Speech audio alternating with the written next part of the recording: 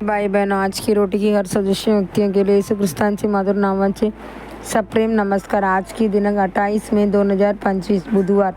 एक प्रार्थना जी हात होते आणि त्यांनी प्रार्थना केली तेव्हा जिथे ते एकत्र जमले होते ती जागा हादरली आणि ते सर्व पवित्र आत्म्याने भरले गेले आणि त्यांनी देवाचे वचन ताडसाने बोलले.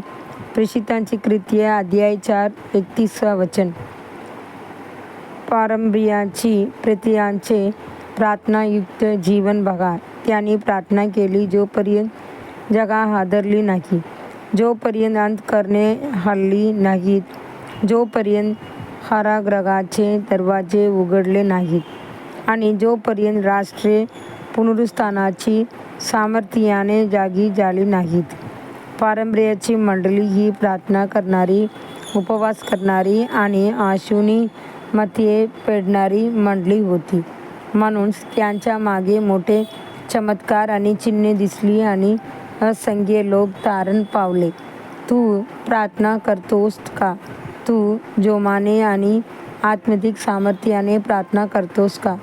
तुझी प्रार्थना तुझ्या कुटुंबाला, तुझ्या मंडळीला आणि अगदी राष्ट्रालाही हादरवू शकते. तुझी प्रार्थना तुझ्या अंतःकरणाला सामर्थ्य देते.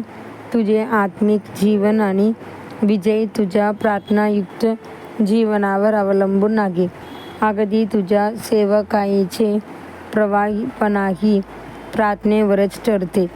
थोडी प्रार्थना म्हणजे तोंड सामर्थ्य, जास्त प्रार्थना म्हणजे भरपूर सामर्थ्य आणि जर प्रार्थनाच नसेल तर सामर्थ्यही नसेल. जेव्हा तू देवासमोर गुडघे टेकतोस तेव्हा तुला कोणाचाही भय वाटणार नाही. देव तुला सूर्याचे तेजसासारखं झळकेल. पारंब्र्याची मंडळी केवळ प्रार्थना करत नव्हती, ते प्रार्थनेत दृढ राहिले. त्यांनी वरच्या खोलीत पवित्र आत्म्याचे अभिषेक होईपर्यंत थांबून प्रार्थना केली. त्यांनी वरून मिळणाऱ्या सामर्थ्याने स्वतःला सज्ज केले. त्यांनी मंडळीची इतिहासात एक तेजस्वी नवीन अध्याय उघडला. आज ही आत्मा तुला प्रार्थनेसाठी बोलवत आहे. तो तुझे अंतःकरण ढवळून काढत आहे की तू भूमीसाठी असूनही उपवास करत मध्ये पडाव. या शेवटच्या दिवसात जसा उत्तर वारा पूर्वीपेक्षा जास्त पावसाचा काल ओतला जात आहे, प्रार्थनायुक्त नक्कीच उभे राहतील. एक समूह मुलगे मुली भविष्यवाणी करताना पाहिल. दुसरा तरुण विरोधाची स्वप्नामधून आणि दर्शनामधून साक्ष देईल. त्याच वेळी प्रभू कृपेचा आणि विनंतीचा आत्मा ओतेल. प्रभू म्हणतो, मी दाविदाची घराण्यावर आणि यरूशलेमच्या रहिवासावर कृपेची आणि विनंतीचा आत्मा ओदीन. जकरिया 12 अध्याय 10 वचन. प्रिय देवाचे मुलामुली, आजपासून प्रार्थना सुरू कर.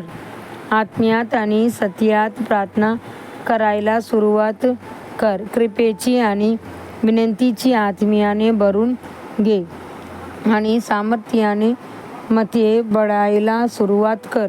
आत्म्या चिंतनासाठी वचन ओसेने आनंदित रहा. संकटात स्थिर रहा. प्रार्थनेत नित्यरत रहा. रोमकारस 12 अध्याय 12 वचन. आजच्या बायबल वाचन सकाळी दुसरी इतिहास अध्याय 4 से 6, संध्याकाळी योगान 10 अध्याय 24 वचन से 45 वचन. धन्यवाद.